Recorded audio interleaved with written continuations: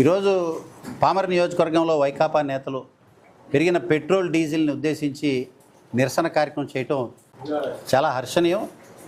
అది వాళ్ళ విజ్ఞతకే వదిలేస్తున్నాం. ఎందుకంటే విశ్వవ్యాప్తంగా, ప్రపంచవ్యాప్తంగా కూడా, భారతదేశ వ్యాప్తంగా కూడా అందరూ కూడా ఏం జరగబోతుంది అని అందరూ కూడా జాగ్రత్తగా ఉన్నారు.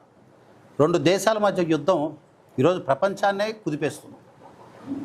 సాక్షాత్తు ప్రధానమంత్రి గారే ముందుకొచ్చి అప్రమత్తంగా ఉండండి, డీజిల్ పెట్రోల్ వినియోగం తగ్గించండి, అదేవిధంగా ఒక సంవత్సరం పాటు బంగారం మీద మక్కువ తగ్గించుకోండి, బులియన్ మార్కెట్లో మరి మన రూపాయి విలువ పడిపోతుంది, మనం కాపాడుకోవాలన్నప్పుడు నిజమైన నిజాయితీ అయిన భారతీయుడు ప్రతి ఒక్కడు స్పందించారు. దుర్మార్గపు రాజకీయాలకు తెరలేపుతూ పెట్రోల్ డీజిల్ ముసుగులో వ్యక్తిగత హననం చేయటం, ఎప్పుడో రంగా గారి ఇష్యూ ఎప్పుడో 89లో జరిగితే దాన్ని ఇప్పుడు మళ్ళీ కదిలిస్తూ పవన్ కళ్యాణ్ గారు మందలించిన బుద్ధి తెచ్చుకోకుండా ఇప్పుడు కూడా ఈ వైకాపా నాయకులు వచ్చి వాళ్ళ దగ్గర ఉన్నప్పుడు మంచివాళ్ళు, మా చెంతను చేరితే వారు చెడ్డవారు అన్నట్టుగా వైకాపా నాయకుల ధోరణి ఉంది. గురువింద గింజ సామెత మీకు వర్తిస్తుందని గుర్తు చేసుకోండి.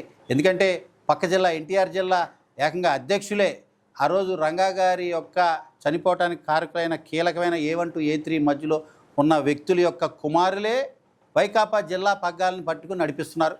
ఎన్టీఆర్ జిల్లాలో ఏ కార్యక్రమం జరిగినా ఇక్కడున్న మాజీ శాసనసభ్యుడిపై ఆయన ఒళ్ళో కూర్చోవటం, వీళ్ళందరూ కలిసి చట్టాపట్టాలు వేసుకొని మరి తిరగటం దేనికి నిదర్శనం?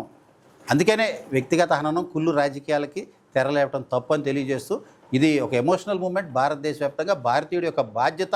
కుదిరితే సహకరించు, లేకపోతే మౌనంగా ఉండు, అంతే తప్ప చిల్లర రాజకీయాలు చేస్తే ప్రజలు చీకొడతారు.